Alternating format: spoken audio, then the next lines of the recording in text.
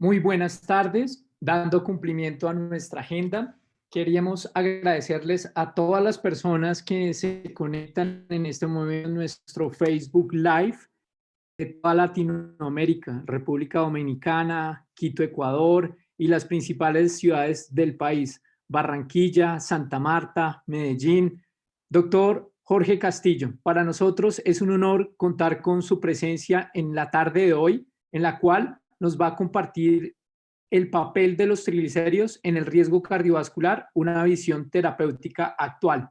Para recordarles, el doctor Jorge Castillo es endocrinólogo de la Universidad Nacional de Colombia, además es jefe de la unidad de endocrinología de los Cobos Medical Center en Bogotá, jefe del Servicio del Metabolismo y Hormonas Compensar EPS y además es profesor asistente de la Universidad del Bosque también en Bogotá. Le recomendamos también entrar e ingresar a su cuenta eldoctorcastillo.com.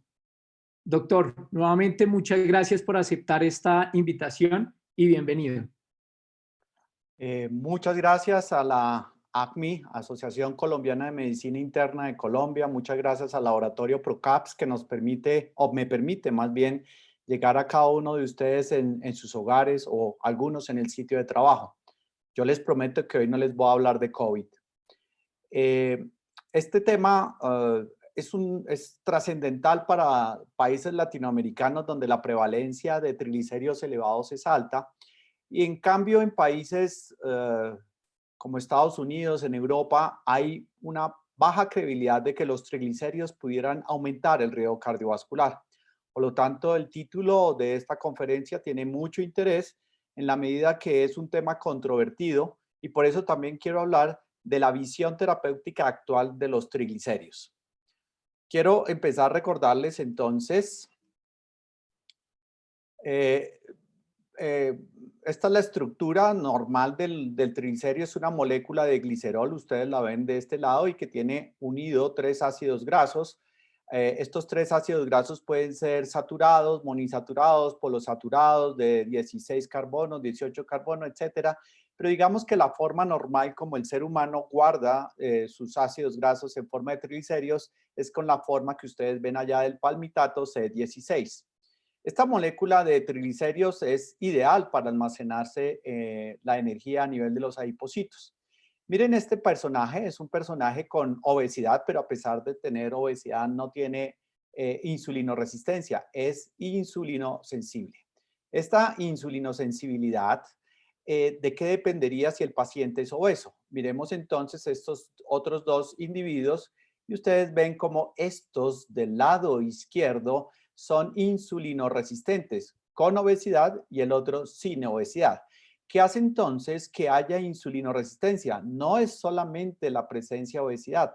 Quizás lo más importante es la invasión de grasa a tejidos que normalmente no almacenan ácidos grasos, en este caso y específicamente en este caso a nivel hepático.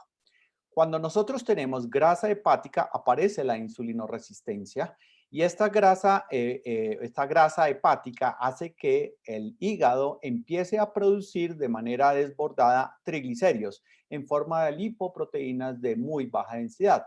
De tal manera que el 95% de los triglicéridos que circulan en nuestro cuerpo vienen de la producción endógena hepática, el otro 5% vienen de la ingesta de alimentos.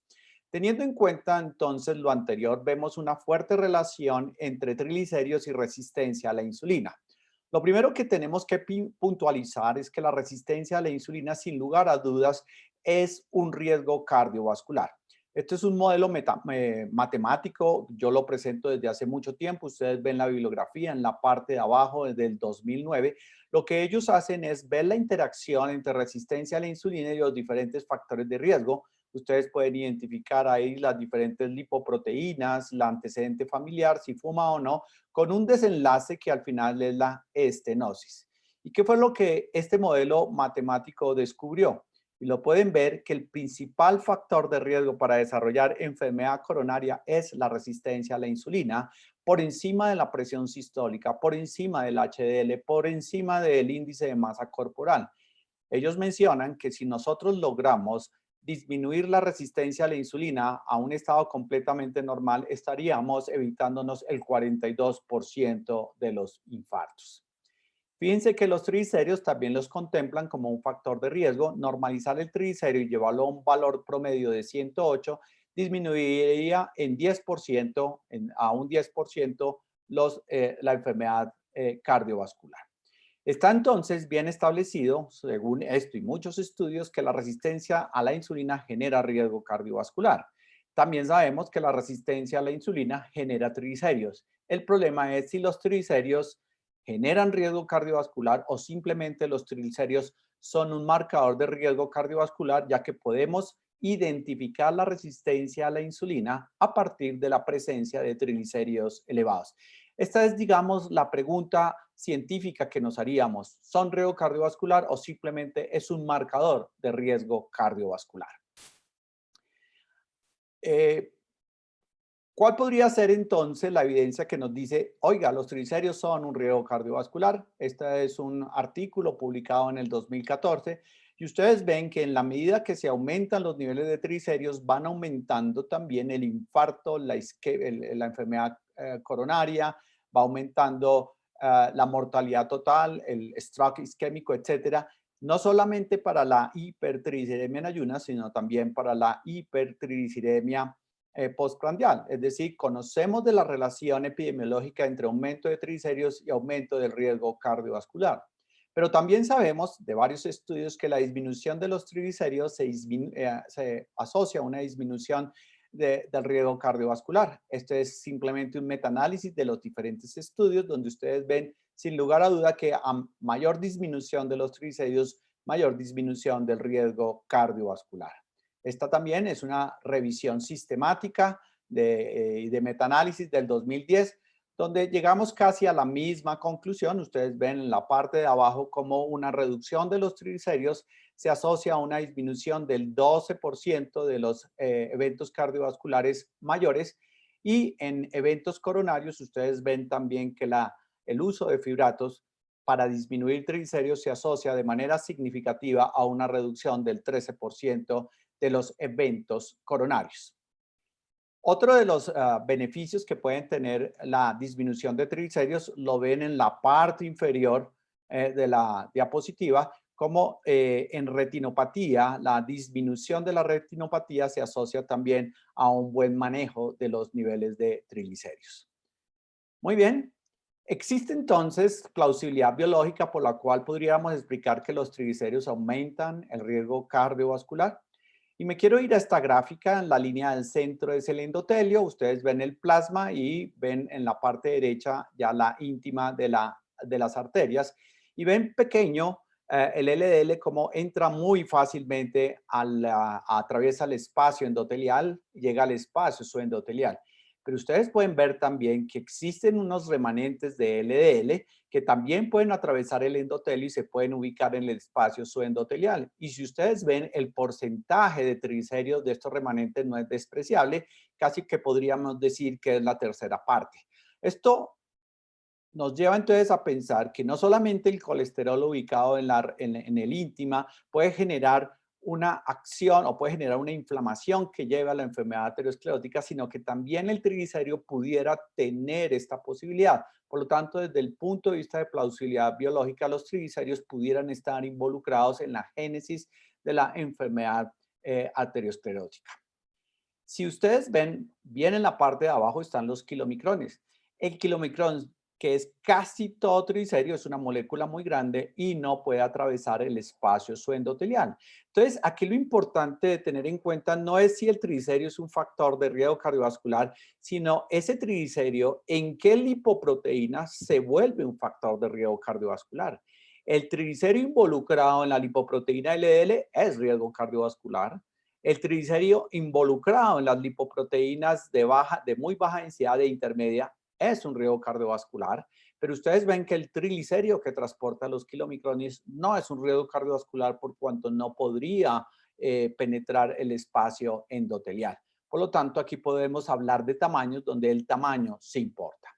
Miremoslo de una manera más gráfica. Ustedes ven al lado izquierdo de su pantalla una lipoproteína de baja densidad rica en triglicéridos. En el lado derecho una LDL rica en colesterol y cómo por tamaño es más fácil que el LDL se ubique en el espacio subendotelial.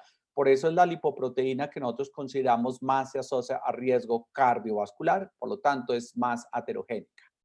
Miremos dos pacientes, el del lado izquierdo y el del lado derecho tienen 100 miligramos de colesterol LDL. Sin embargo, el del lado izquierdo está constituido básicamente por lipoproteínas más grandes que el del lado derecho. Al final, los del lado derecho, los que tienen lipoproteínas muy pequeñas, ustedes ven en la parte de abajo acumulan más colesterol en el espacio subendotelial a lo que lo hacen los pacientes con lipoproteínas grandes. Y realmente esto es lo que nos importa, qué porcentaje de nuestro colesterol penetra el espacio subendotelial y no tanto nos debe importar el porcentaje de colesterol o la cantidad de colesterol que nosotros tenemos a nivel plasmático. Por supuesto, a mayor concentración plasmática, mayor probabilidad que tengamos colesterol en el espacio subendotelial.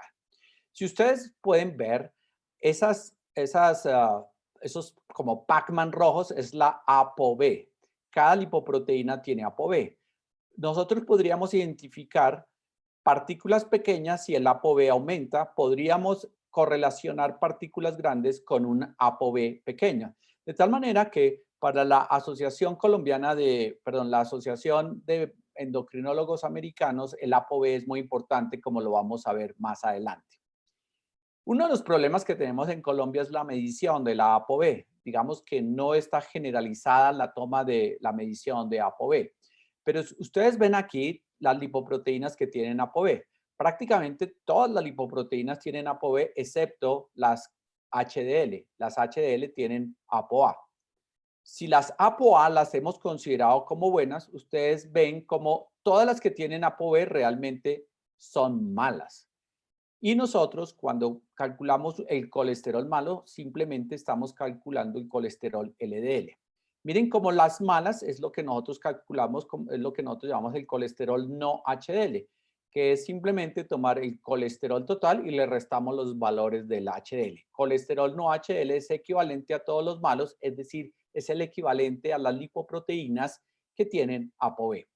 Les decía entonces que hemos pensado que estas son las malas, pero fíjense que me queda un gap al lado derecho que también son malas y esto corresponde a los triglicéridos, que por la forma de Friedewald sabemos que son triglicéridos dividido 5. De tal manera que según esta fórmula, los triglicéridos también aportarían al riesgo cardiovascular en la medida que son parte constitutiva de esas lipoproteínas malas que son los no HDL. Es por esto, ahora sí, en la diapositiva de la revisión de los endocrinos, en las guías de lípidos de los endocrinólogos, donde ellos colocan unas metas. La meta principal es en los niveles de colesterol LDL, no voy a hablar de esto, pero también en el lado derecho ustedes ven las ApoB. Como no las podemos medir, fíjense que nos dan una opción de calcular el no HL, lo cual es muy fácil de hacer en nuestro consultorio. Al final, si yo quiero bajar las no HDL, tendría que disminuir los triglicéridos. De tal manera que ellos no colocan a los triglicéridos como un factor de riesgo o como un objetivo para disminuir, sino que hablan es del colesterol no HDL. Pero recuerde que triglicéridos dividido 5 hace parte del colesterol no HDL. Siempre que yo disminuyo el triglicérido, estoy disminuyendo el colesterol no HDL. Uno de los problemas también de los triglicéridos es que, como se los había mencionado, es un marcador del tamaño de las partículas. Esta diapositiva es muy bonita. Aquí ustedes ven el aumento de los triglicéridos y en la curva roja están mirando los niveles séricos de colesterol LDL. Como ven, al principio, en la medida que va aumentando los triglicéridos, va aumentando el LDL. Recuerde, estamos produciendo más VLDL. Eso va a llevar a generación más de LDL. Pero por encima de 150 empieza a haber un fenómeno bien interesante y es que si bien la concentración de LDL no aumenta, sí está aumentando el número de partículas. 150 por eso se ha considerado un valor, si ustedes me lo permiten, normal, porque ese es el valor en el cual empezamos a tener un cambio de partículas grandes de colesterol a partículas pequeñas mucho más heterogéneas. De tal manera que Disminuir los triglicéridos en teoría me llevaría a que mayor porcentaje de mis moléculas de lipoproteína sean grandes y que no atraviesen el espacio endotelial. Esta es una revisión del 2016 que es muy interesante, sobre todo para los cardiólogos, por lo que se está estableciendo la relación entre colesterol, no HDL y triglicéridos con esto que se llama el cambio del volumen del ateroma. ¿Cuánto cambia en porcentaje mi volumen de ateroma? Si ustedes me están siguiendo en la gráfica A, en la medida que va disminuyendo el LDL, va disminuyendo también el volumen de la placa aterosclerótica. Y fíjense como alrededor de 80, 70 miligramos por decilitro, el nivel, el porcentaje se hace negativo, lo cual quiere decir que hay regresión de placa. Si nos vamos a la diapositiva B, lo mismo pasa con el colesterol no HDL. En la medida que el colesterol no HDL se acerca a 100 y empieza a disminuir, hay una regresión de placa. Pero mire lo que pasa con los triglicéridos. Si hay una disminución de los triglicéridos, pues no podemos hablar de regresión. Al contrario, si van aumentando, sí habría aumento de la placa, pero no podemos hablar de regresión. De tal manera que los triglicéridos per se no serían importantes, salvo que juegan un papel esencial en el no HDL. De tal manera que hoy en día estamos enfocados en llegar a metas de colesterol LDL y llegar a metas de colesterol no HDL. No nos interesa el valor absoluto de los triglicéridos, tampoco nos interesa el valor absoluto del colesterol total. Nos interesa calcular lipoproteína LDL, nos interesa calcular la lipoproteína no HDL. Esto es más o menos lo mismo. Sabemos que los pacientes que tienen LDL menor de 70 tienen mayor probabilidad de regresar placa aterosclerótica, pero fíjense que solamente lo hacen muy bien aquellos que además tienen un no HDL disminuido. En cambio, aquellos pacientes que a pesar de tener un LDL baja, su no HDL está aumentado, 30 más, no hay regresión de placa aterosclerótica. Aquí en el lado derecho vemos entonces pacientes que no esperaría yo que haya regresión de placa, pero si el no HDL está disminuido, mire cómo yo logro una regresión de placa. Estamos diciendo entonces que lo ideal es que nuestros pacientes cumplan la doble meta, la meta del LDL y la meta del no HDL. Esta gráfica es importante porque muestra de manera retrospectiva a lo que quiero llegar. Aquí arranqué con LDL, small and dense, pequeñas y densas, y esto se debe gracias a que tengo lipoproteínas ricas en triglicéridos. ¿Pero por qué tengo triglicéridos elevados? Básicamente porque yo tengo mucha afluencia de ácidos grasos al hígado, lo cual me va a generar lipoproteínas ricas en triglicéridos. ¿Pero por qué yo tengo muchos ácidos grasos en sangre? Porque tengo mucha adiposidad hipertrófica. En la gráfica estoy mostrando la adiposidad hipertrófica, que no es otra cosa que la adiposidad en la que está muy infiltrado de estas celulitas que ustedes ven aquí, que son los macrófagos, contrario a lo que sucede previamente, que son adipocitos pequeños que no son infiltrados por células inflamatorias. Si ustedes me permiten entonces, los triglicéridos son realmente una consecuencia del aumento del tamaño de los triglicéridos, de los adipocitos, que a su vez están infiltrados por macrófagos. De tal manera que si yo quiero manejar toda esta catombe que sucede en el espacio endotelial, yo debería de alguna manera transportarme hacia la adiposidad hipertrófica. Probablemente muchos de ustedes me han oído esta parte de la conferencia, la adiposidad hipertrófica, y aquí la ven muy bien. Esto es una obesidad hiperplásica. Ustedes ven que el sujeto de la derecha, cuando tiene adiposidad hiperplásica, adipocitos pequeños pero abundantes, como no hay infiltración de macrófagos, no tiene resistencia a la insulina. En cambio, este tipo de adiposidad, donde hay una gran infiltración de macrófagos, se acompaña de resistencia a la insulina. La pregunta que uno se haría es, ¿por qué un adipocito grande se inflama? ¿Por qué un adipocito pequeño no se inflama? Y eso tiene que ver con esto. El tejido adiposo tiene una microcirculación, tiene unos capilares, y en la medida que el adipocito se vuelve hipertrófico, va sucediendo este fenómeno, y es que se va haciendo hipoxémico. Ustedes ven como la concentración promedio de oxígeno en un tejido adiposo hiperplásico es 10 veces más que la concentración que se alcanza de oxígeno en un tejido adiposo hipertrófico. Entonces tendríamos que relacionar la hipoxia con inflamación. Y realmente, si ustedes ven, este es un artículo del 2018 y hasta ese momento no habría una gran explicación de esto.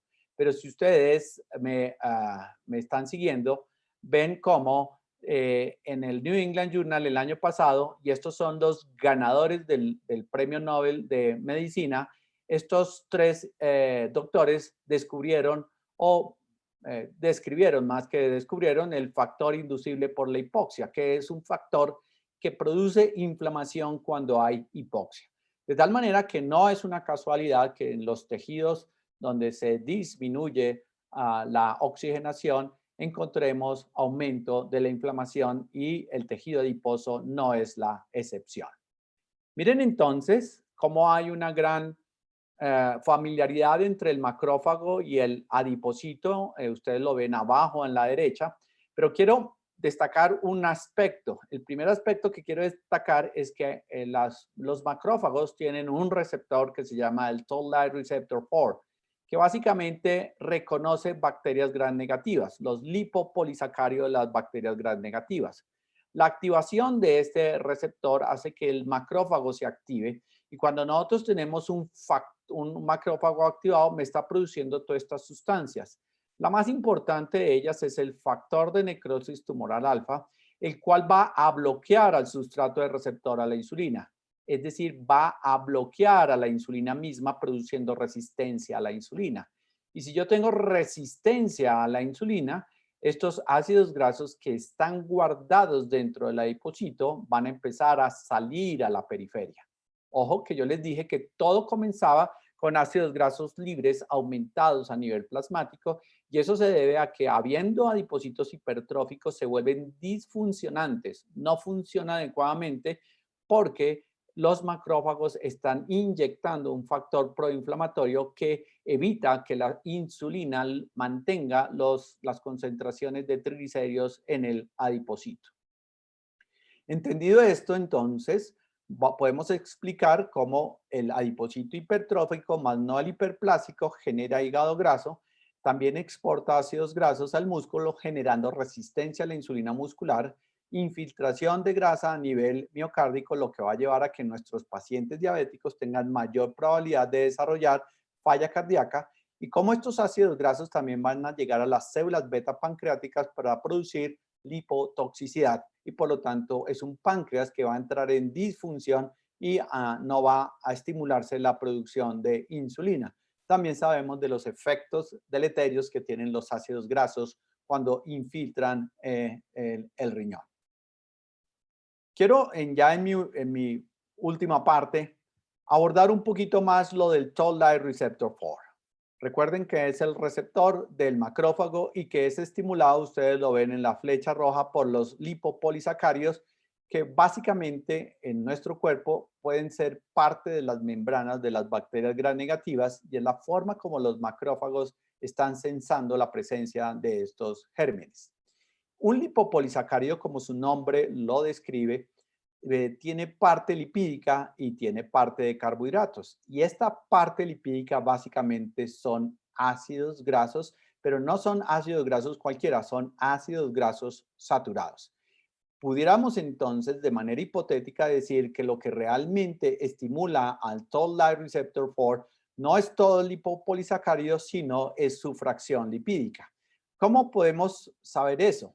Miren cómo en el macrófago, en esta parte, los lipopolisacáridos están estimulando al macrófago a producir el factor nuclear B. Y los ácidos grasos también lo pueden hacer. Es decir, el ácido graso es capaz de estimular al macrófago. Y miren cómo los ácidos grasos saturados en el macrófago van a estimular la producción de interleuquina 6 proinflamatoria, pero lo interesante es que los omega 3, EPA y DHA no estimulan los macrófagos a producir sustancias proinflamatorias. Muy interesante porque si generamos una competencia entre ácidos grasos saturados y ácidos grasos poliinsaturados, podríamos disminuir la reacción inflamatoria que se genera a partir del macrófago. De tal manera entonces que esto podría ser una solución al mecanismo fisiopatológico que hemos mencionado. Esta pregunta entonces cabe al momento. ¿Podrían los omega 3 prevenir la diabetes? La diabetes no es otra cosa sino adipocitos hipertróficos, infiltración grasa hepática, muscular y disfunción pancreática. Y esta pregunta nos la ayuda a responder este artículo en el 2015 publicado en Diabetes Care. Ustedes lo que ven aquí son diferentes cuartiles, 1, 2, 3, 4. ¿Cuartiles de qué? De ácidos grasos no esterificados. Y ustedes ven que independiente del modelo, en la medida que aumenta la concentración de ácidos grasos, va aumentando la probabilidad de yo tener diabetes. Si yo tengo más aumento de ácidos grasos, aumenta en un 35, un 58, un 86% la probabilidad de desarrollar diabetes. Y miren cómo la tendencia es estadísticamente significativa. Pero cuando yo tomo solo los pacientes que tienen bajos niveles de omega 3 sanguíneos, ustedes ven que esta premisa se cumple. A mayor cantidad de ácidos grasos saturados sanguíneos se aumenta y la tendencia es positiva. Pero para los pacientes que tienen omega 3 en un percentil 75 mayor, fíjense que el aumento de ácidos grasos no se correlaciona con aumento del riesgo de diabetes. Estoy diciendo entonces que efectivamente pareciera que niveles altos de omega 3 sanguíneos nos pueden proteger contra la diabetes. Lo que estoy diciendo es que los niveles altos de omega 3 nos pueden proteger contra los estados inflamatorios que se generan a nivel adipositario. ¿Por qué los omega 3 serían antiinflamatorios? Hay muchísimas razones. Yo les voy a mostrar un par de ellas. Esta es una publicada en el 2012, donde nos dicen que los omega 3 pueden evitar o resolver la inflamación. Si esto es una membrana de cualquier célula o una célula endotelial y tiene una alta concentración de omega 6, observen que los omega 6 cuando son metabolizados me van a generar, luego de la interacción con estas enzimas, sustancias proinflamatorias, como es la prostaglandinas y los leucotrienes.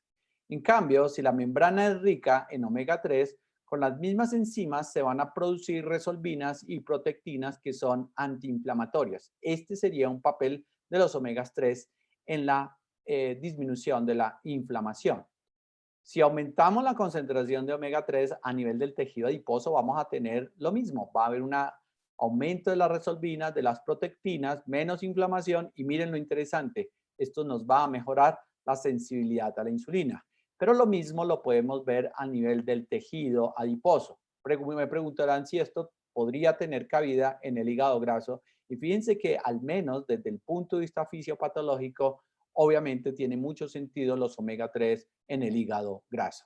Y esto es una revisión del 2015 en Endocrine Reviews, donde le dedican todo un capítulo a los omega 3 y ellos describen que el omega 3 también puede tener una acción al unirse a un receptor transmembrana, una proteína G, ustedes la ven en la GPR 120, donde esta proteína que una vez a nivel de membrana es activada, va a llevar también a una disminución al final de la inflamación.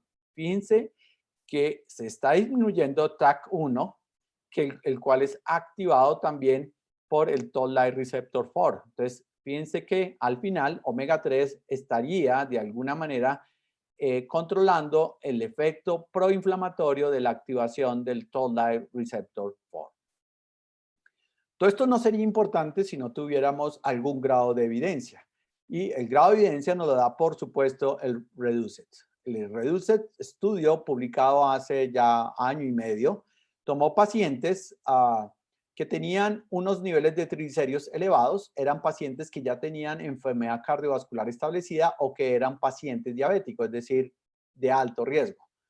Prevención primaria y prevención secundaria en pacientes de alto riesgo, un número no despreciable de 8,200.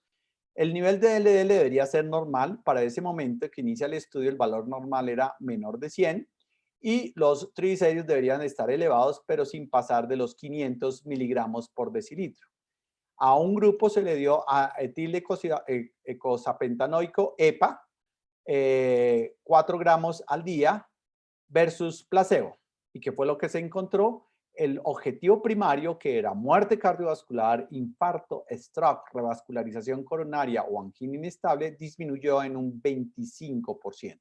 Estamos hablando que eran pacientes bien tratados, que en teoría ya no se podía disminuir más el riesgo, por lo tanto esa disminución del 25% es lo que nosotros conocemos una reducción del riesgo residual en un 25%.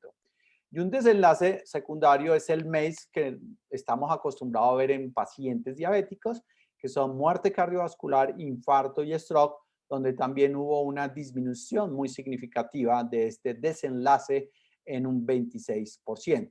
Interesante es mirar los diferentes puntos finales. Siempre hay una disminución, pero quiero llamar la atención en la disminución de la muerte cardiovascular en un 20%. ¿Por qué llamar la atención? Porque con las estatinas, esto no estamos acostumbrados a verlo en pacientes diabéticos, que disminuyan fuertemente el LDL, pero no se ha asociado a disminución de muertes. Aquí sí se logró ese objetivo. Y estas son curvas para diferenciar lo que pasó en pacientes de prevención primaria y secundaria. Estos de arriba son prevención secundaria, pacientes que ya habían tenido los eventos cardiovasculares y miramos cómo en ellos hay una reducción del 70%. Y estos son los pacientes diabéticos de alto riesgo, que no habían tenido evento cardiovascular, también una reducción del 25%. Entonces estamos hablando de que este es un medicamento que reduce el riesgo cardiovascular, tanto en prevención primaria como secundaria, en el grupo de secundario pacientes diabéticos de alto riesgo cardiovascular. Al final parece que efectivamente comenzar una nueva era de altas dosis de omega 3, específicamente EPA, donde ustedes ven un NNT muy bajo y donde la reducción absoluta del riesgo es del 4.4%. Esto, por supuesto, ha desencadenado una serie de hipótesis a nivel médico, donde se empieza a hablar que posiblemente los efectos benéficos de los omega 3 no están asociados a su poder disminuir de triglicéridos, sino que podrían estar asociados a otro tipo de mecanismos y a mi manera particular de ver todo este fenómeno, deberían ser fenómenos de inflamación. Miren entonces cómo en el estudio la reducción de triglicéridos, ustedes la ven acá, 19.7, 13.1, pues aunque fue significativa, pues no es una gran reducción, sobre todo si tenemos en cuenta que estudios previos me han mostrado reducción del 43 y del 31%, como es en el estudio Helsinki y en el estudio veteranos, donde estas cifras mucho mayores a los que se lograron con el Reduced no demostraron beneficio cardiovascular. Entonces, no se puede explicar el beneficio cardiovascular por la disminución de los triglicéridos. Quiero terminar y concluir. Lo que les he dicho aquí es que si nosotros tenemos adipocitos más grandes, se van a aumentar los marcadores proinflamatorios. El FA480 es un marcador de presencia de macrófagos. Es decir, la adiposidad hipertrófica produce inflamación. En condiciones normales, nuestros adipocitos viscerales son mucho más grandes que nuestros adipocitos femorales. Es decir, tenemos una mayor inflamación en el tejido adiposo visceral, lo cual es bueno porque me permite utilizar fácilmente la energía que estamos almacenando en este tipo de adipocitos. El problema, y eso lo sabemos, es que los adipocitos que están en el tejido adiposo no todos guardan el mismo tamaño. Hay adipocitos grandes y hay adipocitos pequeños. Y sabemos que estos adipocitos grandes le piden ayuda a los adipocitos pequeños. Digamos como que hay una clase de desdiferenciación del adipocito hipertrófico a volverse hiperplásico. Esto obviamente tiene una serie de mecanismos que han sido revisados en este artículo del Dr. Gunther Müller y que tiene que ver con la comunicación entre adipocitos. Pueden utilizar comunicación célula-célula por vía de factores o adipoquinas o por vía de microvesículas. Pero pareciera entonces que además de permitir o facilitar esa comunicación entre los adipocitos, nosotros podemos intervenir desde afuera la adiposidad hipertrófica y la adiposidad hiperplásica. Y por eso les traigo este artículo que es publicado hace unos 4 meses, cómo los omega 3 pudieran activar unos receptores de ácidos grasos, el R4, que se encuentra en las cilias o en las invaginaciones de membrana de los adipocitos.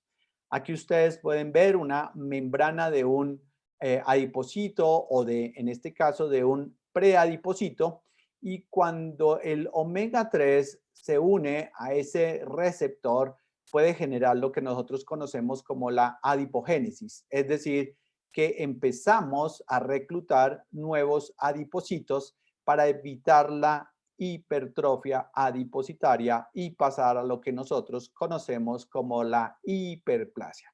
Mecanismo molecular muy interesante, y ustedes ven, esto es una gráfica transparente que no quiero que la veamos en detalle, pero que sí tengamos en cuenta las conclusiones de estos autores, donde dicen: tomando todo en conjuntos, nuestros datos sugieren que hay un efecto antidiabético del omega 3 DHA al unirse al receptor 4 de ácidos grasos, en parte haciendo que el tejido adiposo blanco se expanda hacia una hiperplasia más que hacia una hipertrofia, y esto incluye al hígado. Estos datos nos hacen posible entender que el efecto antidiabético de suplementación o dieta rica en omega 3 DHA podría incrementar más el contenido de los ácidos grasos dentro de cada célula. Se propone entonces que los omega 3 y los ácidos saturados guarden un balance. En la medida que yo puedo aumentar el balance favoreciendo los omega 3, disminuyendo la grasa saturada, puedo hacer que los adipocitos se vuelvan más hiperplásicos, con menor inflamación, y por lo tanto, como lo he mostrado, disminuya la probabilidad de desarrollar diabetes. Este es un artículo muy bonito donde nos dicen: lo ideal es tener más de 8% de omega 3 en nuestra sangre. Niveles menores de 4 son muy peligrosos y el riesgo se vuelve moderado entre 4 y 8. Y si ustedes me lo permiten, a corto plazo tenemos que empezar de manera rutinaria a medir omega 3 en sangre para saber cuáles son los pacientes que se van a beneficiar con la suplementación versus aquellos que pudieran no beneficiarse, y no meter dentro de todo el costal o el mismo costal lo que llamamos estudios, pacientes con niveles altos, pacientes con niveles bajos, que obviamente nos van a llevar a tener conclusiones incorrectas. Quiero terminar con este estudio que avala lo que les he comentado. Se llama el estudio Vital. El estudio Vital fue publicado al mismo tiempo que el Reduced. Utiliza omega 3, el omega 3 como lo vendemos en la forma en la presentación farmacéutica aquí en Colombia. Una combinación de DHA y una combinación de EPA para alcanzar 1 gramo. Ellos miraron el desenlace primario: muerte cardiovascular, infarto no fatal y stroke no fatal. El estudio, en 25,000 pacientes, mostró que no hubo diferencia en los eventos cardiovasculares, el MACE de objetivo primario. Pero cuando fueron a mirar desenlaces secundarios, se encontró que, por ejemplo, la enfermedad coronaria total disminuyó, las muertes por infarto disminuyeron, el número total de infartos disminuyó y las intervenciones disminuyeron. Esto simplemente abre para generar hipótesis hacia futuro. No lo podemos considerar como una evidencia fuerte. Pero traigo esto porque si ustedes miran los diferentes subgrupos, en estos subgrupos ninguno atraviesa la barra punteada, lo cual quiere decir que el MACE no se cumplió en ningún subgrupo, excepto en uno, en este. Lo voy a agrandar un poquito y, como ustedes ven aquí claramente, el único que se benefició fue el grupo que tenía un bajo consumo de omega 3. Esto simplemente nos está avalando la hipótesis que les he mencionado, que el omega 3 va a ser mucho más eficiente en poblaciones que tienen un bajo consumo de omega 3. Quiero dejarlos con esta revisión muy reciente, que de hecho me ha llegado el día de hoy. Esto es un gran estudio, estoy hablando de un gran estudio porque estamos hablando alrededor de 500.000 de pacientes que son seguidos durante un periodo de 4 años y se dividen los pacientes entre bajo consumo de omega 3 y alto consumo de omega 3 con un seguimiento a algunos pacientes de hasta 12 años. ¿Y qué fue lo que se encontró? Y simplemente voy a tomar la parte de mortalidad y ustedes ven como en cualquier tipo de pacientes de edad, de obeso o no, si fuma o no, es beneficioso la suplementación con omega 3.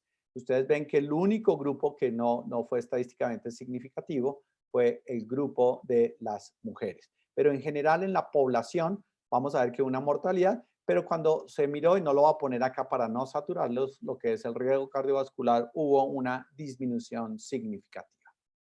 Me quedo entonces con mi última diapositiva para tratar de hacer unas conclusiones. Se nos ha hablado que los triglicéridos es un riesgo cardiovascular. Probablemente sí, probablemente no. Lo que sabemos es que el aumento de los triglicéridos es simplemente una consecuencia de tener un estado inflamatorio elevado. Y este estado inflamatorio elevado se debe a un aumento de la hipertrofia del tejido adiposo. Son adipocitos disfuncionales, mucho más grandes y mucho más inflamados. Cada vez que yo tengo un paciente con obesidad, con triglicéridos elevados, no les quepa la menor duda. Estamos hablando de un paciente con adiposidad hipertrófica. Lo que tendríamos entonces es no tanto manejar los triglicéridos, no tanto manejar la inflamación, sino que nos tenemos que ir a la base, que es la obesidad hipertrófica. Y he mostrado un artículo muy interesante en el cual el omega 3 pudiera modular la hipertrofia adipositaria y al disminuir la hipertrofia adipositaria sumaría a los mecanismos ya descritos por el cual el omega 3 puede disminuir los triglicéridos. Dicho de otra manera, estamos hablando de un medicamento que pueda actuar no solamente en el triglicérido como lo tenemos suficientemente claro, no solamente sobre la inflamación, sino que estaría actuando directamente sobre el causal de la enfermedad, que es la adiposidad hipertrófica. El papel de los triglicéridos en el riesgo cardiovascular, la visión terapéutica actual es: tenemos que modular el tejido adiposo. Yo les quiero dar las gracias, no sin antes decirles que esta conferencia la pueden bajar completamente gratis y fácil en forma de PDF en mi página eldoctorcastillo.com. Ahí les dejo mis redes sociales por si quieren off record hacer algún tipo de pregunta. Yo les agradezco mucho la intervención, la asistencia. Creo que 43 minutos ha sido un tiempo prudente para que ustedes puedan empezar a hacer preguntas si así bien lo tienen. Muchas gracias. Muchas gracias, doctor Castillo. Y efectivamente, las preguntas arrancaron y pues no sin antes resaltar, sigan por favor a las cuentas del doctor Castillo, tanto en Facebook como en Instagram, el doctor Castillo. Muy bien. Y doctor, la primera, ¿qué valor de los triglicéridos debo iniciar tratamiento médico? Muy buena pregunta, no lo he mencionado. En teoría, un triglicérido mayor de 400 no me genera un riesgo cardiovascular porque no puede llegar al espacio endotelial. Por lo tanto, el triglicérido mayor de 400, el objetivo es prevenir la pancreatitis. Las guías nos dicen, si ese triglicérido es mayor de 1000, usted tiene que iniciar un fibrato sí o sí, más cambios de estilo de vida, mayor de 1000. Si su paciente está entre 400 y 1000 miligramos, usted puede someter a ese paciente a cambios de estilo de vida, dieta y ejercicio. Si con cambios de estilo de vida ese paciente llega a menos de 400, no hay necesidad de hacer una intervención para triglicéridos en riesgo de pancreatitis. Ya después vemos si esos niveles se siguen elevados en términos de no HDL. Recordar que la intervención de dieta y ejercicio, la mejor es quitar el dulce, quitar los jugos, quitar el alcohol. Excelente, doctor Castillo. Muchas gracias. Nos preguntan, ¿por cuánto tiempo es recomendable usar medicamentos para el manejo de los triglicéridos? Bueno, veo que el auditorio es un auditorio de alto calibre, como dicen. Mire, es importante la pregunta porque a diferencia de las estatinas, nosotros podemos suspender las terapias para los triglicéridos. Las estatinas, digamos que el colesterol tiene un mecanismo diferente al de los triglicéridos. Hay, hay pérdida de receptores hepáticos por el envejecimiento, por la carencia de estrógenos, etcétera, etcétera. Y por lo tanto, cuando un paciente llega a colesterol elevado y iniciamos estatinas, casi siempre es de por vida. En los triglicéridos, el factor peso juega importante, es muy importante para tomar esa decisión. Si el triglicérido, perdóname, si el paciente logra disminuir de peso y esa disminución de peso es significativa, yo pudiera entonces tratar de suspender las drogas que me disminuyen los triglicéridos. Entonces, todo depende del peso, pero en pacientes que no logran bajar de peso, probablemente necesitamos de la terapia antitriglicéridos de por vida.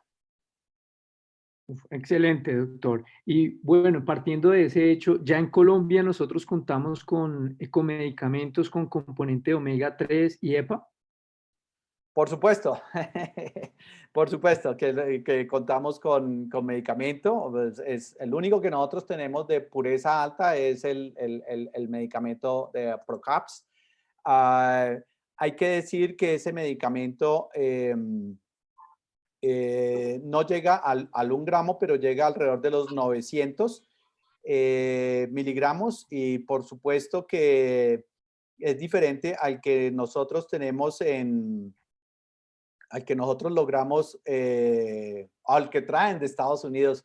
Siempre le dicen a uno, oiga, yo tomo omega 3 y me vienen de Estados Unidos, pero tiene una pureza del 30%. Esa pureza del 30%, pues obviamente no sirve porque el 70% restante es grasa saturada o es grasa insaturada o saturada o proinflamatoria. Por lo tanto, es muy importante tener el omega 3 puro en la presentación que les he mencionado. Excelente, doctor. Y acá siempre ocurre lo mismo y es, creo que usted lo mencionaba, pero creo que sería importante también como dejar ese punto claro y es si es recomendable entonces usar el omega 3 en ese sentido como suplemento en Colombia. Y creo que va en sentido con lo que usted mencionó. Ok. ah, bueno, específicamente lo que estoy mencionando es el omega 3 combinado DHA y EPA, que es el Epacor de Procaps, que es el único que yo conozco de pureza de más del 90%. Ojo, esto es una combinación de DHA y EPA.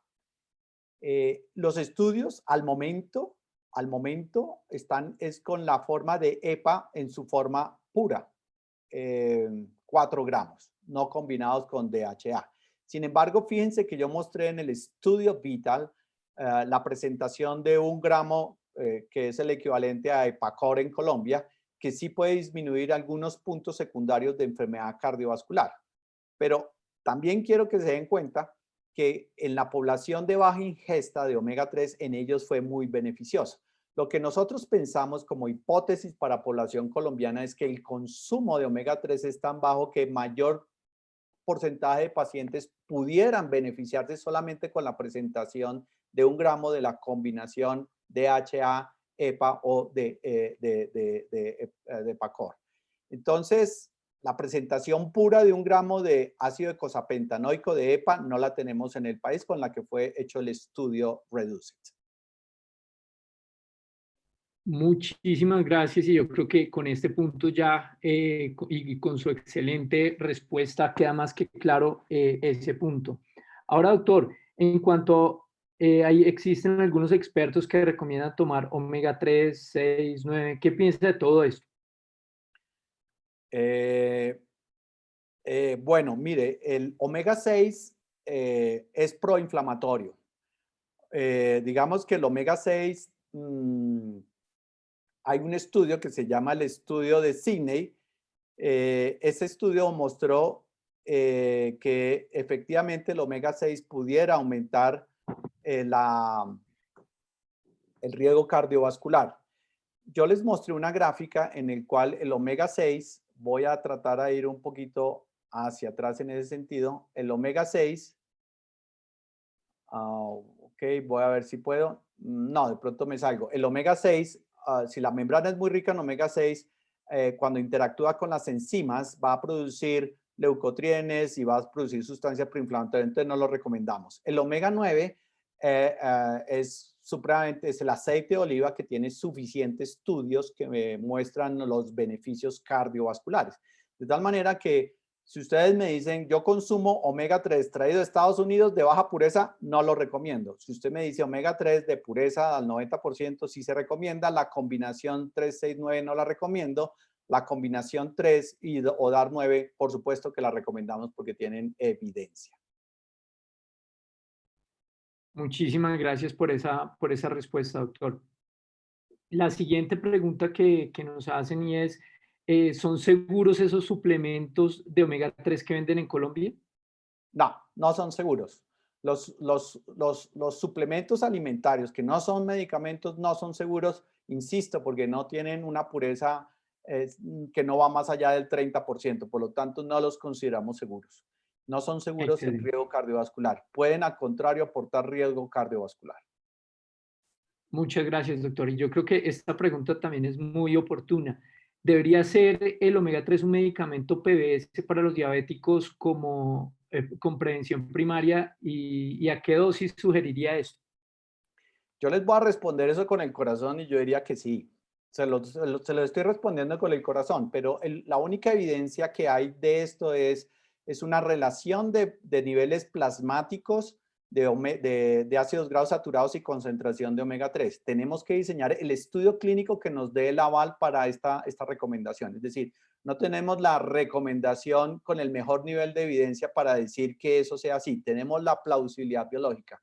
Pero para dar una recomendación de estas, tocaría diseñar el estudio en el cual tomemos pacientes prediabéticos, un brazo a recibir omega 3 en la concentración necesaria que dé lugar para tener un porcentaje de más del 8% versus placebo. Esto quiere decir que habrán pacientes prediabéticos que seguramente van a necesitar una suplementación de 1 gramo, otros de 2 gramos, otros de 3 gramos, todo dependiendo del nivel sérico que haya de omega 3. Yo diseñaría ese estudio de esa manera. Excelente, doctor. Y respecto a los pacientes en falla renal y terapia combinada EPA más fibratos, ¿qué opina? Los pacientes renales son pacientes de alto riesgo cardiovascular y por lo tanto deben ser manejados como tal. Si hemos llegado a metas de LDL y el no HDL sigue elevado, hay que darles combinación. Obviamente usar los fibratos más pertinentes en la dosis pertinentes para acomodarlos a la función renal. Pero no hay contraindicación de uso de fibratos en pacientes con enfermedad renal crónica. Recuerde que estos pacientes terminan muriéndose es por las complicaciones de tipo cardiovascular. Muchísimas gracias, doctor, por esa claridad en la respuesta. La siguiente pregunta es, después de iniciar medicamentos para iniciar el valor de triglicéridos, ¿cuándo debería ser ese primer control de laboratorios? Eh, Lo tenemos muy claro con las estatinas. Con las estatinas no antes de 6 semanas. Casi siempre aprovechamos para hacerlo con los triglicéridos, la combinación. En la vida práctica yo no puedo ver un paciente antes de unas semanas. Los fibratos tienen un mecanismo de acción un poquito más rápido que las estatinas. Yo no tengo el dato exacto, se lo contestaría más con mi experiencia, no antes de un mes. Uno ya, después del mes ya podría haber beneficios clínicos traducidos en disminución de triglicéridos en el examen de laboratorio. Excelente, doctor. La siguiente pregunta es, los pacientes con dislipidemia mixta, con el colesterol LDL y colesterol no HDL en metas de control, pero los triglicéridos los mantiene fuera de metas, ¿se beneficiarían de la combinación omega más atorvastatina? Sin lugar a dudas. Sin lugar a dudas, no, seguramente están haciendo la pregunta del Lipomega, de la combinación que hay en el mercado en el país. Sin lugar a dudas, ¿en qué sentido? Ah, sabemos de los beneficios de las estatinas y sabemos de los beneficios de los omega 3, al menos en la plausibilidad biológica y ya con un muy fuerte estudio que respalda el ácido eicosapentanoico.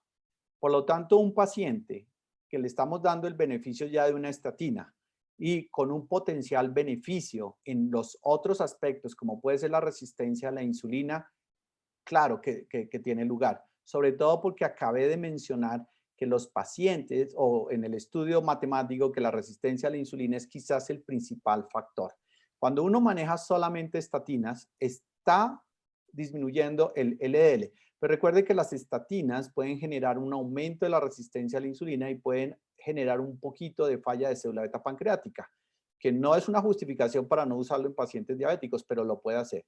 Si usted a esto le combina un medicamento como son los omega 3, que tienen plausibilidad biológica en disminuir resistencia a la insulina, creo que tenemos una combinación que habría que obviamente diseñar el estudio, pero que a mi modo de ver personal tiene un gran potencial en nuestros pacientes obesos colombianos. Muchas gracias, doctor. Y acá la siguiente pregunta. ¿Ya se puede medir en Colombia los niveles séricos de omega 3? No, no lo podemos hacer de rutinas. Hay médicos que toman la muestra y la envían a Estados Unidos. Digamos que no es una medición rutinaria. Ha sido siempre voluntad del laboratorio traer la manera de masificar esto, del laboratorio ProCaps, de masificar. Pero digamos que al día de hoy se pueden tomar las muestras, se pueden remitir, nos pueden informar no solamente omega 3, 6, sino saturados, nos pueden dar un informe muy amplio de qué está pasando en nuestro cuerpo con los diferentes ácidos grasos. Doctor, yo creo que de última pregunta y así como de las últimas preguntas y como mitos, ¿qué opina acerca de el aceite de coco? Bueno, ahí van saliendo estudios, van llegando estudios. Realmente, fíjense que hasta ahora estamos rompiendo el mito de las grasas saturadas. Siempre hemos dicho que las grasas saturadas son malas y el estudio que hizo el doctor Patricio, o que hizo parte el doctor Patricio López Jaramillo, el estudio PURE demostró lo contrario, que la ingesta de grasa saturada no era un factor de riesgo como sí lo podrían ser los carbohidratos. Yo diría que al día de hoy estamos aprendiendo sobre el camino de los diferentes ácidos grasos. Yo creo que no debemos por ahora satanizar a ninguno, salvo uno que pienso que por más de que se hagan estudios nunca va a ser benéfico, que son las grasas trans. Las grasas trans siempre en todos los estudios han mostrado que pueden tener un efecto adverso sobre el riesgo cardiovascular.